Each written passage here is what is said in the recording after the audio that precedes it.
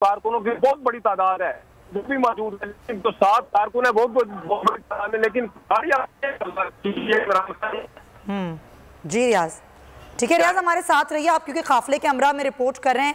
रियाज बता रहे हैं कि बहुत अब थोड़ी तेजी आई काफिले की रफ्तार में, क्योंकि अब 1 किलोमीटर का फासला है बज़ाहिर तो, लेकिन अब ये बार बार ऐलानात किए जा रहे हैं कि 5:30 बजे का वक्त है, लाहौर हाईकोर्ट में पेशी दोबारा शुरू हो जाएगी, तो ज़रा तेज़ हमें चलना है। माल रोड क्रॉस कर चुका है काफिला और लाहौर हाईकोर्ट में इमरान खान ने पहुंचना है।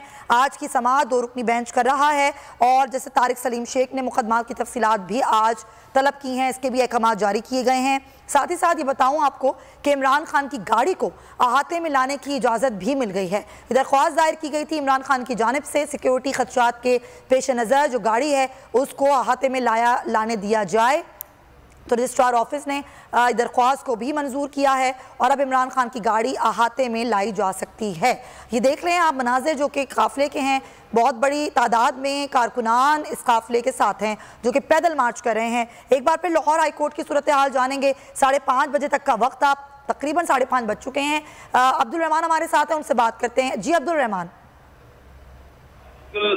जिस साल लाहौर हाईकोर्ट ने इमरान खान की दरख्वास्त मंजूर करते हुए उनकी गाड़ी को अहाता अदालत तक आने की इजाजत दे दी है। इमरान खान की बुलेट प्रूफ गाड़ी अब GPO गेट से लाहौर हाईकोर्ट में दाखिल होगी और यहाँ से तकरीबन 500 गज के फासले पर जो कमरा अदालत है उसके बाहर जो है ये गाड़ी पहुंचेगी और यहाँ बहुत सख्त सिक्योरिटी इकदाम दिखाई दे रहे हैं।